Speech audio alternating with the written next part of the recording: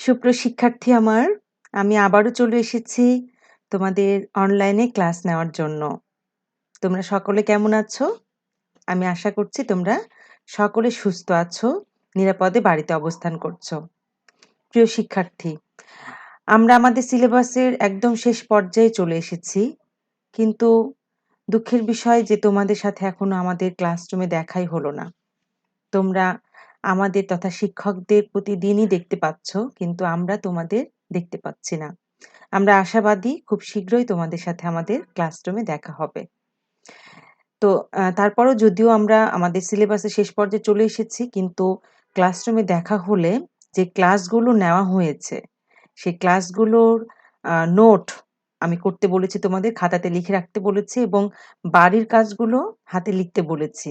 তোমরা অবশ্যই, আমার ধারণা, আমার বিশ্বাস তোমরা অবশ্যই প্রতিদিনের ক্লাসগুলো নোট করে খাতাতে লিখেছো এবং বাড়ির কাজগুলোও করেছো। এবং কারো যদি ২-১ টি ক্লাস মিস হয়ে যায়, না করতে পারো, আমার ইউটিউব চ্যানেলে আছে অথবা ঢাকা কলেজের পেজে আছে, তোমরা অবশ্যই ক্লাসগুলো করে নিবে এবং বাড়ির কাজগুলো করবে। তার সাথে, সাথে ক্লাস লেকচারগুলো নোট করে রাখবে। শ্রেণীকক্ষে তোমাদের সাথে যখন দেখা হবে, তখন অবশ্যই কিন্তু আমি সেইগুলো খাতাগুলো চেক করে দেখব। ঠিক আছে? তো শিক্ষার্থী, তাহলে চলো আজকের অনলাইন ক্লাসটি শুরু করা যাক। আমার অনলাইন ক্লাসে তোমাদের সকলকে স্বাগতম। আজকের ক্লাসটি পরিচালনা করছি আমি, শ্রাবণী ধর, প্রভাষক ব্যবস্থাপনা বিভাগ, ঢাকা কলেজ, ঢাকা। আজকে আমি উচ্চ মাধ্যমিক একাদশ শ্রেণীর উৎপাদন ব্যবস্থাপনা ও বিপণন প্রথম পত্র, অধ্যায় ৯ম, ব্যবসায়ের অবস্থান ২ এর উপর ক্লাস নেব। প্রিয় শিক্ষার্থী, তোমাদের সাথে আজকে আমার ১৩তম ক্লাস।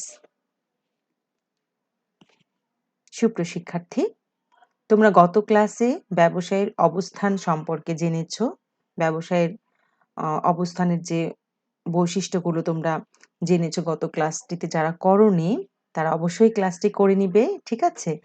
তাহলে চলো যে আজকে আমরা কি শিখতে যাচ্ছি। আজকের ক্লাসটি শেষে তোমরা ব্যবসায়ের অবস্থানের প্রভাব বিস্তারকারী বিষয়সমূহ ব্যাখ্যা করতে পারবে, ব্যবসায় অবস্থান নির্বাচন প্রক্রিয়া ব্যাখ্যা করতে পারবে এবং ব্যবসায়ের অবস্থান কিভাবে ব্যয়কে প্রভাবিত করে তা ব্যাখ্যা করতে পারবে। প্রিয় শিক্ষার্থী, ব্যবসায়ের অবস্থানের উপর প্রভাব বিস্তারকারী বিষয়সমূহ এটি কি?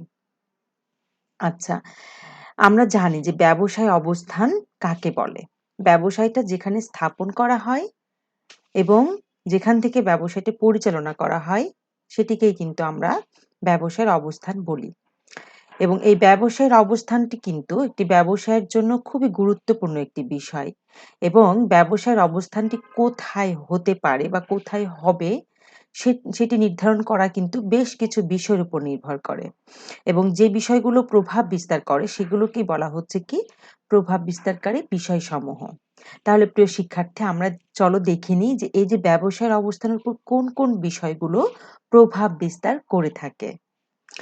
যে বিষয়টি প্রভাব বিস্তার করে তার প্রথমে আমরা দেখতে পাচ্ছি, স্ক্রিনে তোমরা নিশ্চয়ই দেখতে পাচ্ছ, কি বলতো? পরিবহন ও যোগাযোগ ব্যবস্থা, তাই না? ইয়েস।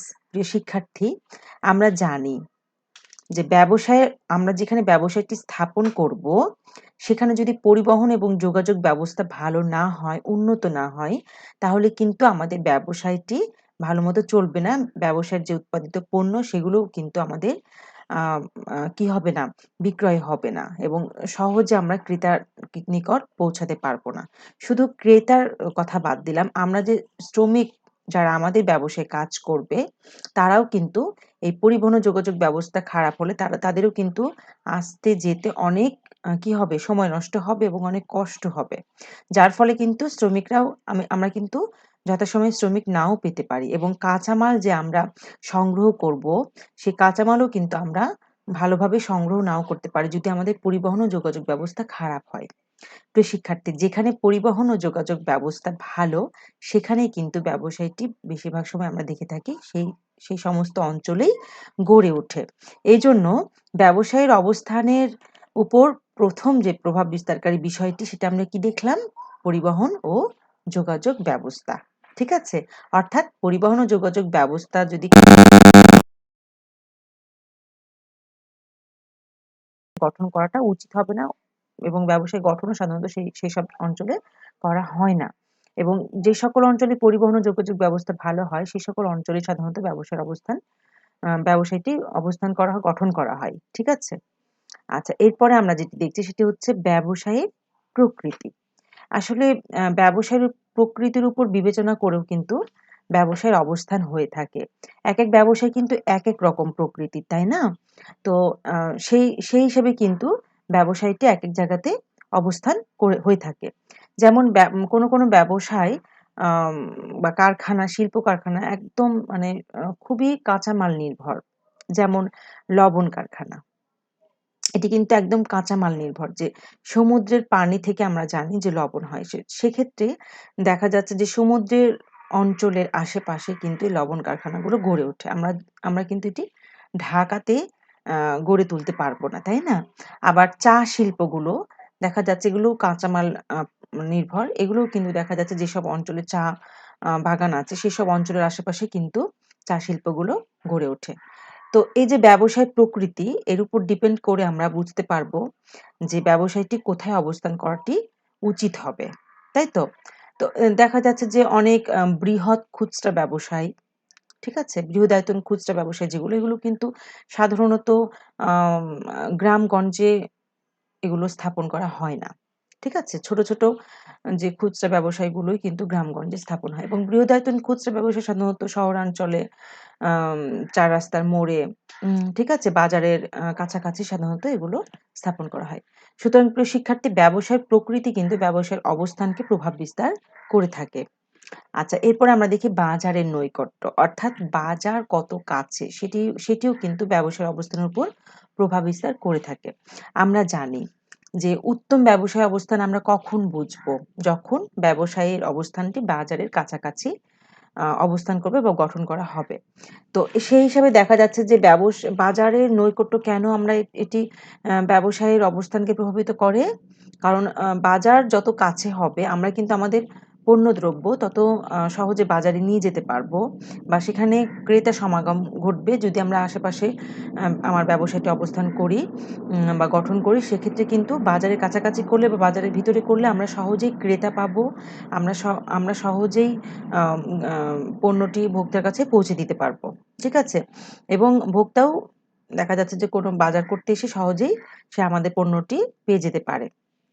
এজন্য বাজারের নিকটে ব্যবসায় স্থাপন করাটি খুবই জরুরি বিষয় এবং এটিও কিন্তু একটি প্রভাব বিস্তার করে থাকে ব্যবসায়ের অবস্থানের উপর। আচ্ছা, এরপরে দেখো ক্রেতাদের অবস্থা। ক্রেতাদের অবস্থার উপর ডিপেন্ড করে কিন্তু ব্যবসার অবস্থান। অর্থাৎ ক্রেতার রুচি, চাহিদা বা ক্রেতার ক্রয় ক্ষমতার উপর অনেক ব্যবসার অবস্থান নির্ভর করে। যেমন ধরো, আম ক্রেতা যদি ক্রয় ক্ষমতা সম্পন্ন না হয়ে থাকে, যেসব অঞ্চলের ক্রেতারা খুব বেশি ক্রয় ক্ষমতা সম্পন্ন নয়, তা সেখানে কিন্তু দেখা যাচ্ছে যে আমরা আম আম যদি হোটেলের বিজনেস করি তো সেখানে কিন্তু আমরা 5 স্টার হোটেল সেখানে স্থাপন করব না বা সেখানে আমরা আ রেস্টুরেন্ট মানে নামি দামি রেস্টুরেন্ট স্থাপন করব না। সাধারণত সেখানে আম যে পুরি, চায়ের দোকান সেগুলো হয়ে থাকে। আবার ক্রেতাদের অবস্থান যদি অনেক ভালো হয়ে থাকে, তাদের ক্রয় ক্ষমতা যদি অনেক ভালো হয়ে থাকে তাহলে কিন্তু সেখানে রেস্টুরেন্ট হবে, সেখানে চা পুরির দোকান চলবে না। তো এই ক্রেতাদের অবস্থানের উপর ডিপেন্ড করে কিন্তু ব্যবসার অবস্থানটি নির্ভর করে। ঠিক আছে? যেমন ডিপার্টমেন্টাল স্টোর গুলো ক্রেতাদের আ অবস্থা যদি তাদের ক্রয় ক্ষমতা ভালো হয় তাহলে সেগুলোতে সুপার স্টোর, ডিপার্টমেন্টাল স্টোর সেইসব জায়গাতে স্থাপিত হয় যেসব অঞ্চলে ক্রেতাদের অবস্থার ক্রয় ক্ষমতা ভালো। আর যে সকল অঞ্চলে ক্রেতাদের ক্রয় ক্ষমতা আম তুলনামূলক কম, ঠিক আছে? ভালো নয়, হুম? সেসব অঞ্চলে কিন্তু এই ডিপার্টমেন্টাল বা সুপার স্টোর গুলো সেসব অঞ্চলে গঠন করা হয় না সাধারণত। আমরা দেখি সেখানে মুদি দোকানগুলো স্থাপন করা হয়। তো এই যে ক্রেতাদের অবস্থার উপর ডিপেন্ড করেও কিন্তু ব্যবসার অবস্থানটি নির্ভর করে। এজন্য বলা হচ্ছে যে ক্রেতাদের অবস্থা ব্যবসার অবস্থানের উপর প্রভাব বিস্তার করে। ঠিক আছে? এখন চলো আমরা যেটি দেখব সেটি হচ্ছে শ্রমিক কর্মচারীর প্রাপ্তব্যতা। তাহলে আ এই যে আমরা জানি যে প্রতিটি ব্যবসায়ের ক্ষেত্রে কিন্তু শ্রমিক কর্মী মানে লাগবে।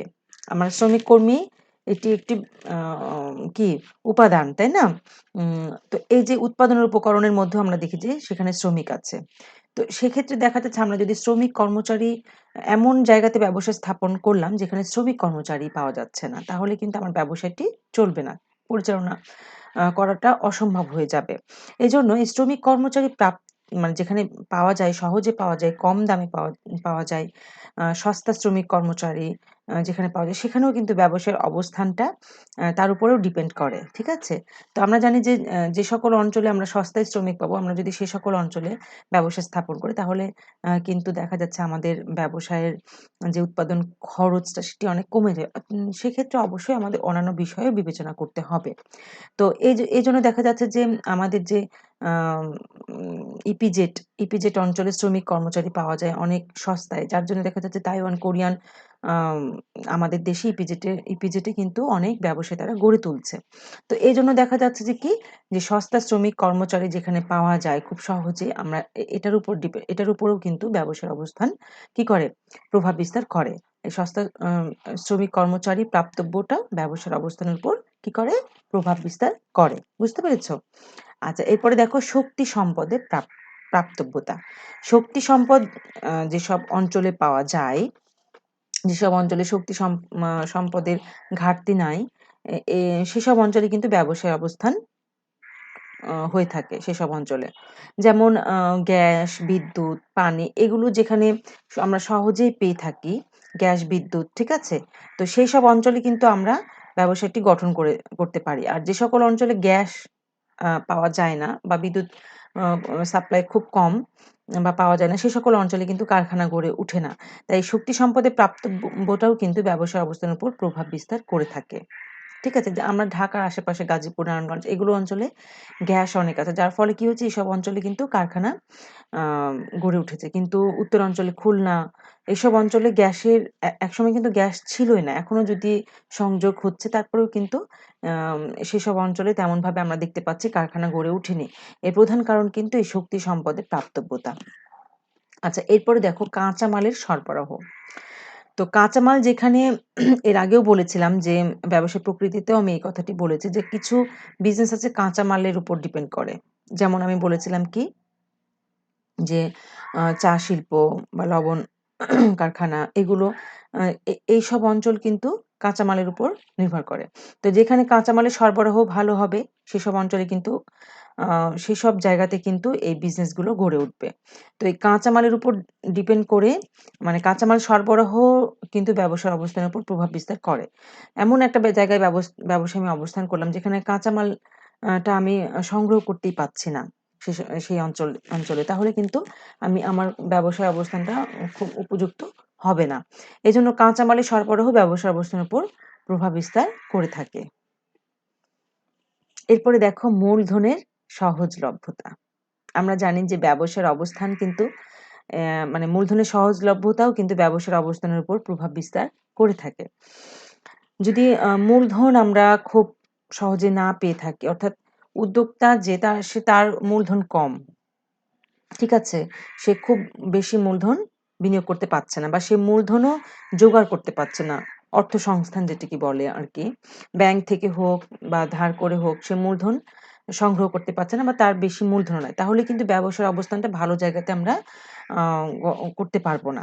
অর্থাৎ আমরা জানি যে উপযুক্ত স্থানে ব্যবসায়ের অবস্থান মানেই কিন্তু সে জায়গাতে আমাদের অবশ্যই মূলধন লাগবে। মূলধন ছাড়া আমরা কিন্তু উপযুক্ত স্থানে ব্যবসাটি অবস্থান করতে পারব না। ঠিক আছে? তো এইজন্য মূলধনের বিষয়টা অর্থাৎ কেমন টাকা আছে আমার আমি গুলশানে আমার ব্যবসার অবস্থান করব, নাকি ধানমন্ডিতে করব, নাকি মিরপুরে করব, নাকি বস্তি এলাকায় করব। ঠিক আছে? এটা কিন্তু ডিপেন্ড করবে আমার মূলধন কতটা আছে। ঠিক আছে? তো এটার উপরেই কিন্তু আমার এই ব্যবসার অবস্থান নির্ভর করে থাকে। এরপরে দেখো সমজাতীয় ও সহযোগী ব্যবসার উপস্থিতি। আমরা এই গত দিনের ক্লাসে এই জিনিসটা শিখেছি যে সমজাতীয় সহযোগী ব্যবসায়ের উপস্থিতিও কিন্তু ব্যবসার অবস্থানের উপর প্রভাব বিস্তার করে। যে সকল অঞ্চলে সমজাতীয় সহযোগী ব্যবসায়ের উপস্থিতি আছে সে সকল অঞ্চলে কিন্তু সেই ব্যবসায়গুলো আমরা দেখি গড়ে ওঠে। যেমন আমরা যদি গ্রিন রোডের দিকে তাকাই, তোমরা যারা ঢাকাতে এখন তোমরা তো ঢাকা কলেজে ঢাকাতেই থাকছো। দেখো যে গ্রিন রোডে একটি ব্যবসায়ী মানে এখানে কোন ব্যবসাটি বেশি তোমরা বলতে পারো? হ্যাঁ, এখানে হচ্ছে দেখা যাচ্ছে যে আম হসপিটাল এবং ফার্মাসি, তাই না? এগুলো ব্যবসা কিন্তু এখানে অনেক বেশি এবং একটির পরে দেখা যাচ্ছে গ্রিন লাইফ, তারপরে পাশেই হচ্ছে কি সেন্ট্রাল, তার পাশে কি ধানমন্ডি ক্লিনিক, আম তারপরে হচ্ছে আ স্কয়ার হসপিটাল, ল্যাব এইড দেখা যাচ্ছে পাশাপাশি অনেকগুলো হসপিটাল গড়ে উঠেছে। তো এটার কারণ কি সমজাতীয় ব্যবসায় একটি ব্যবসা যেখানে হবে সেখানে তার আশেপাশে কিন্তু সেই সমজাতীয় ব্যবসায় গড়ে ওঠে এবং সহযোগী ব্যবসায়গুলো যেমন ল্যাব, আম এম হচ্ছে বিভিন্ন ওষুধের যে দোকান, ঠিক আছে? তো এই ব্যবসায়গুলো কি সহযোগী ব্যবসায়। তো এই সমজাতীয় সহযোগী ব্যবসায়ের উপস্থিতি যেখানে হবে সেখানে কিন্তু উক্ত ব্যবসায়টি গঠন সাধারণত হয়ে থাকে। এজন্য সমজাতীয় সহযোগী ব্যবসায়ের উপস্থিতিও ব্যবসায়ের অবস্থানের উপর প্রভাব বিস্তার করে। ঠিক আছে? এরপরে দেখো রাজনৈতিক বিবেচনা। রাজনৈতিক বিবেচনাটিও ব্যবসায়ের অবস্থানের উপর প্রভাব বিস্তার করে থাকে ব্যাপকভাবে। যে যে যে সকল অঞ্চলে দেখা যাচ্ছে যে আম রাজনৈতিক বিভিন্ন বিষয় আছে, যে কিছু অঞ্চল আছে যেগুলোতে কি হয়ে থাকে যে কর অবকাশ দেওয়া হয়ে থাকে। যে সকল অঞ্চলে দেখা যাচ্ছে ভ্যাট মুক্ত বা সরি করমুক্ত, যেটি বলো না কেন, তো সেই সকল অঞ্চলে অনেক অঞ্চল আছে যেগুলোতে সরকার ভর্তুকি দিয়ে থাকে। ঠিক আছে? সেই সকল অঞ্চলে যদি ব্যবসায় করা যায় তাহলে অনেক খরচ কম হয়ে থাকে। তো এই রাজনৈতিক বিবেচনার যে অঞ্চলগুলো, এই অঞ্চলগুলোও কিন্তু ব্যবসার অবস্থানের উপর প্রভাব বিস্তার করে থাকে। আচ্ছা, এরপরে দেখো ভবিষ্যৎ সম্ভাবনা। যেসব অঞ্চলে ব্যবসায়ের আম উন্নয়নে ভবিষ্যৎ সম্ভাবনা বিদ্যমান, সেসব অঞ্চল কিন্তু সেসব অঞ্চলে কিন্তু ব্যবসায়ের অবস্থান হয়ে থাকে সেসব অঞ্চলে। অর্থাৎ ভবিষ্যৎ সম্ভাবনাও ব্যবসার অবস্থানের উপর প্রভাব বিস্তার করে থাকে। ঠিক আছে? আচ্ছা, তাহলে প্রিয় শিক্ষার্থী তোমরা নিশ্চয়ই বুঝতে পেরেছ যে ব্যবসায়ের অবস্থানের উপর কোন কোন বিষয়গুলো প্রভাব বিস্তার করে থাকে। তাহলে এটি তোমাদের বাড়ির কাজ থাকলো। তোমরা অবশ্যই এটি আমি যেভাবে বললাম তোমরা সেভাবে নোট করবে, পয়েন্টগুলো লিখে এখান থেকে কিন্তু সৃজনশীল প্রশ্ন আসে। ওকে?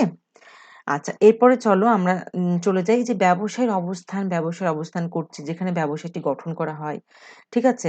বা যেখান থেকে ব্যবসায়টি পরিচালনা করা হয়। তো এই যে ব্যবসায়ের অবস্থান এটি আমরা নির্বাচন করব কিভাবে? এই নির্বাচন প্রক্রিয়া কিন্তু আছে। তাহলে চলো আমরা এই ব্যবসায় নির্বাচন করব কিভাবে এই প্রক্রিয়াটি এখন শিখে নিই। প্রথমে সেটি হচ্ছে তথ্য সংগ্রহ ও বিশ্লেষণ। প্রথম ধাপ, ব্যবসায়ের অবস্থান আমরা কোথায় করব? সম্ভাব্য স্থান আমরা তো নির্ধারণ করে চিন্তা করব, তাই না? যে আমরা কোথায় ব্যবসার অবস্থানটি করতে পারি। সম্ভাব্য যে স্থানটি আমি মনে মনে চিন্তা করব, ভাববো, সেই স্থান বা সেই স্থানগুলো সম্পর্কে কিন্তু আমাদের অবশ্যই প্রথমে তথ্য সংগ্রহ করতে হবে। ঠিক আছে? যে কোন আমার মানে স্থান নির্বাচন করার আগেই আমার এই তথ্য সংগ্রহের কাজটি করে ফেলতে হবে। বিভিন্ন তথ্য সংগ্রহ এখানে করতে হবে। যে মানে কোন জায়গাতে আম পরিবহন ব্যবস্থা ভালো আছে, বাজারের নিকটে কোন জায়গাটি, এই জায়গাটি কেমন, এখানে সস্তায় শ্রমিক পাওয়া যাবে কিনা, এখানে কাঁচামাল সরবরাহটা কেমন, ঠিক আছে? আ এখানে বাজারজাতকরণের সুবিধা কতটুকু আছে। তো এরকম বিভিন্ন তথ্য সংগ্রহ করতে হবে ১ম ধাপেই। ১ম ধাপেই কিন্তু স্থান নির্বাচনের আগেই আমাদের কি করতে হবে? তথ্য সংগ্রহ করতে হবে এবং ব্যাপকভাবে এই তথ্যের যে সংগ্রহগুলো আমরা করেছি সেগুলো ব্যাপকভাবে আমাদের বিশ্লেষণ করতে হবে, এনালাইসিস করতে হবে যে এখানে এটি দেখা যাচ্ছে এনালাইসিস করার সময় আমরা দেখতে পারবো যে জায়গাটিতে সমজাতীয় ব্যবসায় নাই, কিন্তু কি আছে? বাজারের কাছাকাছি আছে। আবার দেখা যাচ্ছে পরিবহন ব্যবস্থা ভালো, কিন্তু সেই জায়গাতে কি নাই? আম সহযোগী প্রতিষ্ঠানগুলো নাই। আবার দেখা যাচ্ছে যে সব হচ্ছে কিন্তু ওই জায়গাতে কস্ট অনেক বেশি ব্যবসায় করতে। আমাদের মূলধন অতটা নাই। তো এই যে তথ্য সংগ্রহ করে এই জিনিসগুলো বিশ্লেষণ বিষয়টা কিন্তু অনেক বেশি গুরুত্বপূর্ণ। বিশ্লেষণ করতে হবে। তথ্যগুলো শুধু সংগ্রহ করলেই হবে না, সেই তথ্যগুলো কি করতে হবে? বিশ্লেষণ করতে হবে। এবং তথ্য সংগ্রহ বিশ্লেষণ যখন হয়ে যাবে, তখন আমরা কি করব ২য় ধাপে, দেখো তোমরা স্ক্রিনে দেখতে পাচ্ছ? ২য় ধাপে আমরা কি করব? বিকল্প অবস্থান সমূহ শনাক্ত করব।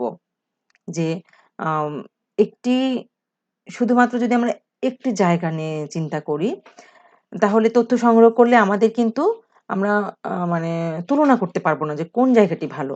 এই তুলনার বিষয় যে কোনটি সর্বোত্তম, এই তুলনার জন্য কিন্তু আমাদের বিকল্প অনেকগুলো স্থান আমাদের শনাক্ত করতে হবে। বিভিন্ন জায়গাতে যে আমি একটি ডিপার্টমেন্টাল স্টোর বা সুপার স্টোর দিব, এটি কোথায় দেওয়া যায়? ধানমন্ডি এলাকাতে যদি দিই, ধানমন্ডি এলাকা অনেক বড়। কোন জায়গাতে দিলে ভালো হয়? যদি আমি গুলশানে দিই, কোন জায়গাতে দিলে ভালো হয়? যদি আমি মিরপুরে দিই, মিরপুর কততে বা কোন জায়গাতে দিলে ভালো হয়? এই যে বিভিন্ন বিকল্প অবস্থান আমাদের হাতে নিতে হবে। একটি অবস্থান নিলে হবে না। অনেকগুলো বিকল্প অবস্থান আমাদের হাতে নিতে হবে এবং সেগুলো আমাদের শনাক্ত করতে হবে যে কোন জায়গাতে জমি ফাঁকা আছে, কোন জায়গাতে আমাদের অবস্থান, এই জায়গাতে দেখা যাচ্ছে ৪ টা জমি ফাঁকা আছে এবং ৪ টা জমি কোথায় অবস্থান করছে সেই বিকল্প অবস্থান সমূহ শনাক্ত ১ম এ আমাকে করতে হবে তথ্য সংগ্রহ করার পরে। তথ্য সংগ্রহ করলেই আমি অনেকগুলো বিকল্প স্থান কিন্তু পেয়ে যাব। ঠিক আছে? যেগুলো অঞ্চলে ব্যবসা স্থাপন করা যায়, সম্ভব।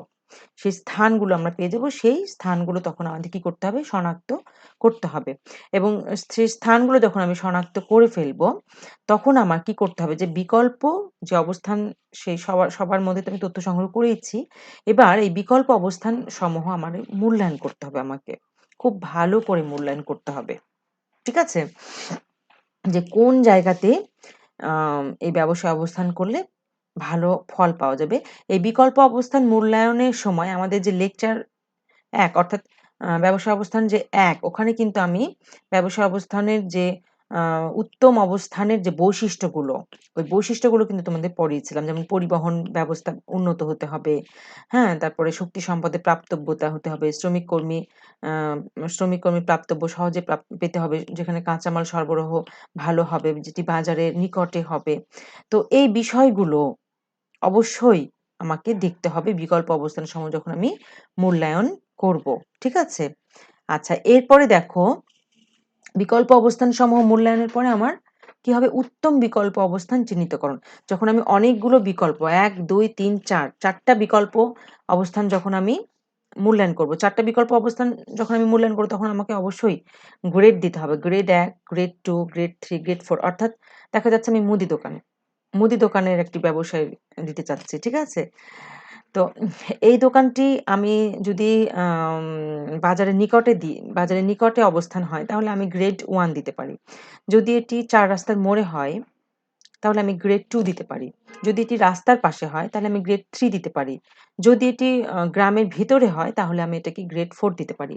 তো এইভাবে বিকল্প অবস্থানসমূহ আমাকে মূল্যায়ন করে যেটি সর্বোত্তম বিকল্প অর্থাৎ গ্রেড 1 সেটির অবস্থান কিন্তু আমার এখানে চিহ্নিত করতে হবে এবং এই চিহ্নিত করতে হবে কোন বিষয়গুলোর উপরে? ওই যে তোমাদের লেকচার ১ এ পড়ালাম যে বিষয়গুলো, যে উত্তম ব্যবসায় অবস্থানের বৈশিষ্ট্যগুলো। সেই বিষয়গুলো আমার মাথায় রেখেই কিন্তু আমাকে উত্তম বিকল্প অবস্থান চিহ্নিত করতে হবে।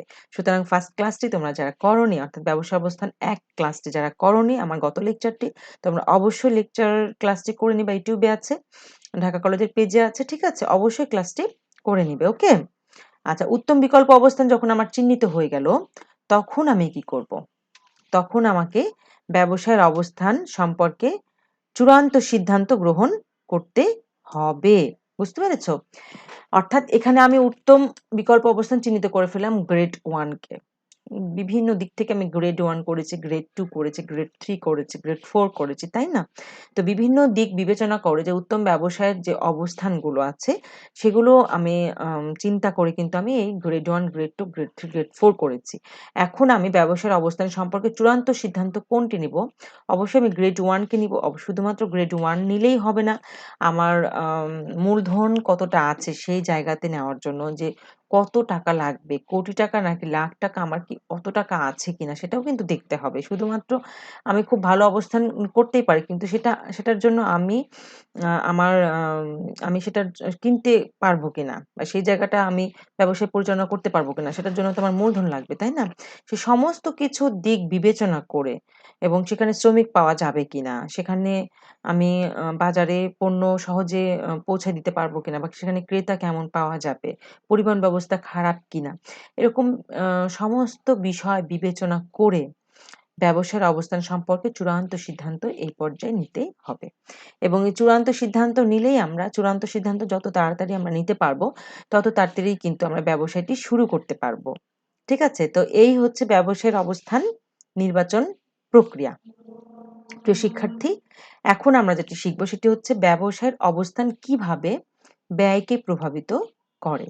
ঠিক আছে? তো এই জিনিসটা শেখার আগে আমরা জানি যে ব্যবসায়ের ব্যয় কত প্রকার, তাই না? স্থায়ী ব্যয়, চলতি ব্যয়। তো এই যে স্থায়ী ব্যয় উম এবং চলতি ব্যয়ের উপর যে ব্যবসায়ের অবস্থানের প্রভাব, অর্থাৎ আমরা তো ব্যবসার অবস্থানটি একটি ব্যবসার জন্য খুবই গুরুত্বপূর্ণ বিষয়, তাই না? তো এই ব্যবসার অবস্থানটি যত ভালো হবে, আমাদের মুনাফা, আম আমাদের বিক্রয় তত কিন্তু ভালো হবে। এবং মুনাফা বিক্রয় ভালো হলেই তো চলবে না। কিন্তু ব্যবসায় ব্যয়টাও তো আমাকে দেখতে হবে, তাই না? যে সেই ব্যয়টা বেশি হবে সেখানে ব্যবসায় অবস্থান করলে নাকি কম হবে। এটার উপর বিভিন্ন দিক বিবেচনা করেই কিন্তু আমার ব্যবসার অবস্থানটা গ্রহণ করতে হবে। বিবেচনা করতে হবে, নির্ধারণ করতে হবে, তাই না? তাহলে ব্যয়টা যখন আমি আ দেখব যে কোথায় আমার কম হচ্ছে, কোথায় বেশি হচ্ছে, কোন দিকটা স্যাক্রিফাইস করা উচিত, কোন দিকটা স্যাক্রিফাইস করা উচিত না, কোন ব্যয়টা আমার বিবেচনা করা উচিত। ঠিক আছে? এই বিষয়গুলো আমি তখনই ধরতে পারবো ব্যবসা অবস্থানের খালে যখন আমি বুঝতে পারবো যে কিভাবে ব্যয়কে প্রভাবিত করে। তাই তো? তাহলে প্রিয় শিক্ষার্থী, চলো আমরা দেখে নিই যে ব্যবসার অবস্থান কিভাবে ব্যয়কে প্রভাবিত করে। প্রথমত বলা হচ্ছে যে স্থায়ী ব্যয়ের উপর ব্যবসায়ের অবস্থানের প্রভাব। সেই স্থায়ী ব্যয়ের উপর ব্যবসায়ের অবস্থানে কিছু প্রভাব লক্ষ্য করা যায়। সেই প্রভাবটা কি চলো দেখি। যেমন প্রথমত হচ্ছে জমি ক্রয় বা লিজ গ্রহণ। আচ্ছা, ব্যবসার অবস্থানটি কোথায় হবে? এটার উপর ডিপেন্ড করে কিন্তু এটার ব্যয়টাও কেমন হবে। যদি আমরা শহরে, বাজারের নিকটে ব্যবসায়টি করে থাকি, তাহলে কিন্তু এখানে জমির বাবদ যে ক্রয়টা সেটি কিন্তু অনেক বেশি হবে। আবার যদি গ্রাম অঞ্চলে করে থাকি তাহলে জমি বাবদ ক্রয়টা কিন্তু আমাদের অনেক কম হবে। তো এটার উপর কিন্তু আমাদের ব্যবসার অবস্থান নির্ভর করে। আবার যদি খুব ভালো জায়গায়, অর্থাৎ ৪ রাস্তার মোড়ে, বাজারের নিকটে, ঠিক আছে? এইরকম জায়গায় যদি আমি ব্যবসাটা অবস্থান করি, সেখানে কিন্তু জমির যে ক্রয় মূল্য সেটি কিন্তু অনেক বেশি।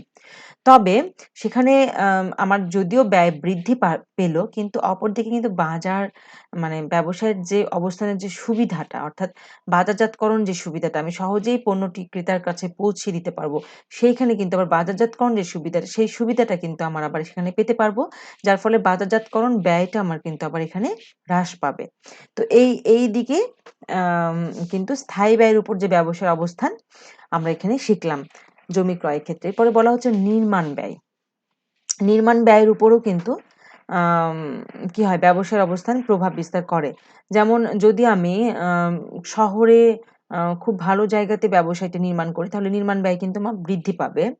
আর যদি আমি আম গ্রামে ব্যবসায় নির্মাণ করি, তাহলে কিন্তু নির্মাণ ব্যয়টা আমার তুলনামূলক কম হবে। আচ্ছা, এরপরে দেখো চলতি ব্যয়ের উপর ব্যবসার অবস্থানের প্রভাব। চলতি ব্যয় কোনগুলো? যেমন ভাড়া। ভাড়ার উপর যদি আমি ভাড়া নিই, আমার ব্যবসায় যেখানে আমি করব সেই জায়গাতে যদি আমি ভাড়া নিই, তো সেক্ষেত্রে যদি আমি শহরে ভালো জায়গাতে আমার ব্যবসায়ীর যে দোকান ভাড়া নিব, সেই দোকান ভাড়া যদি আমি সেখানে নিই, তাহলে কি হবে? ভাড়াটা অনেক বেশি পড়বে। তাই তো? আর যদি আমি তুলনামূলক কম ভালো জায়গাতে, অর্থাৎ ওরকম ডেভেলপড হয়নি বা গ্রামে যদি আমি আমার বিজনেস ভাড়া নিই, ব্যবসায়ের দোকানটি, তাহলে কিন্তু সেখানে আমার ভাড়াটি কম পড়বে। কিন্তু অন্যান্য সুযোগ সুবিধাও কিন্তু আমাকে অবশ্যই দেখতে হবে। আচ্ছা, এরপরে দেখো পরিবহন ও যোগাযোগ খাতে ব্যয়। যদি আমার ব্যবসাটা যেখানে অবস্থান করবে, হুম? সেখানে যদি পরিবহন ও যোগাযোগ মানে যোগাযোগ ব্যবস্থা ভালো হয়, তাহলে কিন্তু আমার অবশ্যই পরিবহন ও যোগাযোগ খাতে ব্যয়টা কম হবে। আর যদি পরিবহন ও যোগাযোগ খাতে আম আম ব্যবস্থা যদি আমার ভালো না হয়, সেক্ষেত্রে কিন্তু পরিবহন ও যোগাযোগ খাতে ব্যয়টা আমার অনেক বেশি হয়ে যাবে, তাই না? ভাঙাচোরা রাস্তা, সেখানে বাস যায় না, কোনো গাড়ি ঢোকে না, সেখানে আমার রিক্সায় যেতে হবে। তো তারপরে আবার গাড়ি পাল্টাতে হবে, আবার ভ্যানে চড়তে হবে। এরকম যদি জায়গা হয়ে থাকে, তাহলে কিন্তু আমার পরিবহন ও যোগাযোগ খাতে ব্যয় বৃদ্ধি পাবে। ঠিক আছে? আচ্ছা, এরপরে দেখো শ্রম ব্যয় বা বেতন। এটি কি? যে সকল অঞ্চলে দেখা যাচ্ছে যে শহর অঞ্চলে সাধারণত শ্রম ব্যয় বা শ্রমিক কর্মচারীর বেতন একটু বেশি দিতে হয়। যেমন ঢাকা অঞ্চলে যেমন দিতে হবে, আম অন্যান্য অঞ্চলে অর্থাৎ একটু গ্রামের দিকে, ঠিক আছে? তেমন কিন্তু দিতে হবে না। হ্যাঁ? তো এজন্য ডেভেলপড অঞ্চলগুলোতে সাধারণত কর্মচারীদের বেতন, উম আ ব্যয় এগুলো বেশি, শ্রম ব্যয় এগুলো বেশি হয়ে থাকে। আবার অ অ মানে কম ডেভেলপড অঞ্চলে বা গ্রামে কিন্তু শ্রম ব্যয় বা বেতন কম হয়ে থাকে। এটিও কিন্তু আমাদের মাথায় বিবেচনা করতে হবে। আচ্ছা, কর বাবদ ব্যয়। ঠিক আছে? এই কর বাবদ ব্যয়টাও কিন্তু আমাকে আ মাথায় রাখতে হবে যে কোন অঞ্চলে কিছু মানে অঞ্চল আছে, যেসব অঞ্চলে কর অবকাশ সুবিধা দেয় সরকার। আবার কিছু প্রোডাক্ট আছে যে প্রোডাক্ট গুলোতে সরকার ভর্তুকি দেয়, কর অব্যাহতি করে। আবার কিছু প্রোডাক্ট আছে যে প্রোডাক্ট গুলোতে সরকার অনেক বেশি পরিমাণে কর দেয়। আবার কিছু জায়গা আছে যেই জায়গাতে সরকার দেখা যাচ্ছে যে আরো আ দোকানে ভ্যাট বেশি নিচ্ছে।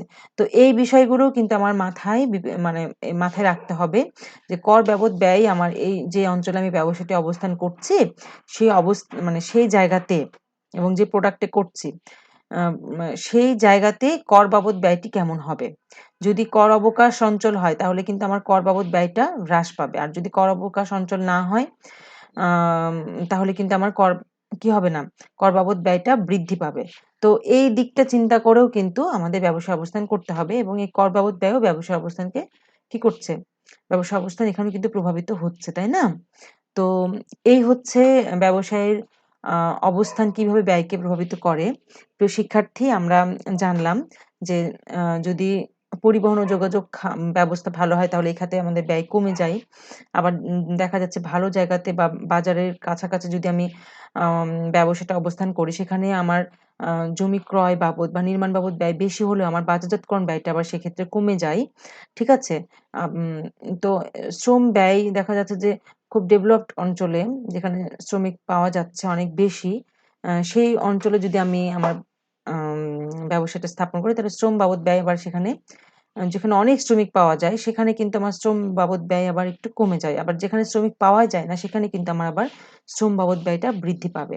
আবার দেখা যাচ্ছে অনেক অনুন্নত অঞ্চলে সরকার কর অবকাশ দেয়। সে সকল অঞ্চলে আমার কর বাবদ ব্যয় কমে যাবে। আবার যে সকল ডেভেলপড অঞ্চল যেগুলো, সেগুলোতে কর অবকাশের সুবিধা নাই, সে সকল অঞ্চলে কিন্তু আমার কর বাবদ ব্যয় বৃদ্ধি পাবে।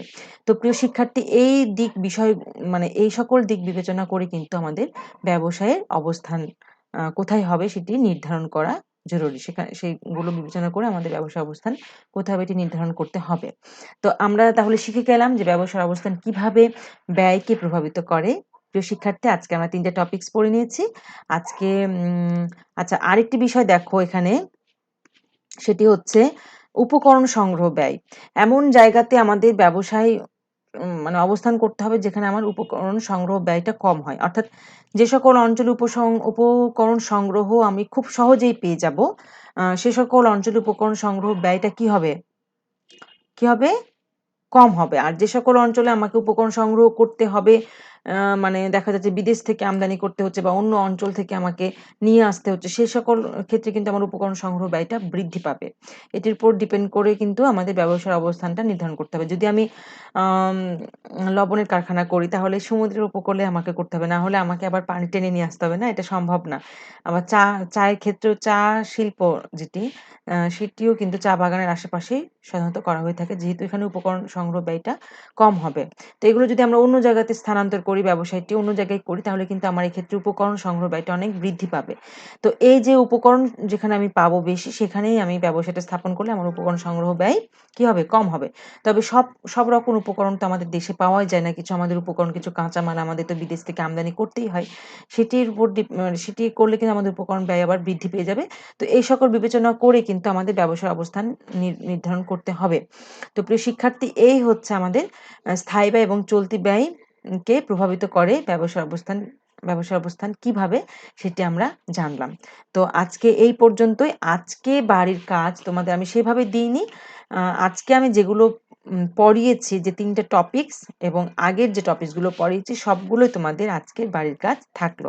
তোমরা এগুলো পড়াশোনা করে নোট করবে এবং ক্লাসরুমে দেখা হলে আমি কিন্তু সবার কাছ থেকে সেই খাতাগুলো চেক করব। আমি আবারও বলছি, ঠিক আছে? তো তোমাদের সকলকে ধন্যবাদ। আজকের মতো এখানেই শেষ করছি আমার ক্লাস। সকলে ভালো থাকো, সুস্থ থাকো, নিরাপদে বাড়িতে অবস্থান করো, ঠিক আছে? আর আমার জন্য দোয়া করো। আর সময় সবকিছু কিন্তু এখন ঠিকঠাক মতো চলছে। প্রতিটা পরীক্ষা কিন্তু ঠিকঠাক মতো হয়ে যাচ্ছে। এখন আর তোমাদের এমন সম্ভাবনা না যে তোমাদের পরীক্ষা ছাড়াই তোমাদের এখন পাস দিবে। সুতরাং এবং আমাদের টিকাও চলে এসেছে, ভ্যাকসিনও চলে এসেছে। সুতরাং এখন খুব শীঘ্রই তোমাদের সাথে দেখা হবে। হ্যাঁ? কলেজের শ্রেণীকক্ষে। সুতরাং যারা পড়াশোনা করেছো তাদের জন্য কিন্তু হাততালি থাকবে। ওকে? আমি কিন্তু খাতাগুলো সবার চেক করব। অবশ্যই তোমার ইমেজ বৃদ্ধি করার জন্য হলেও কিন্তু তোমার অবশ্যই ক্লাসগুলো করে নোট করে রাখা উচিত এখনই। যদি কোনো ক্লাস না করে থাকো, না করতে পারো পূর্বে, তাহলে অবশ্যই ক্লাসগুলো করে নাও এবং সেই মতো নোট করে নাও। ওকে? তাহলে আজকে এই পর্যন্তই। সবাই ভালো থাকো, সুস্থ থাকো, নিরাপদে থাকো। ধন্যবাদ সকলকে।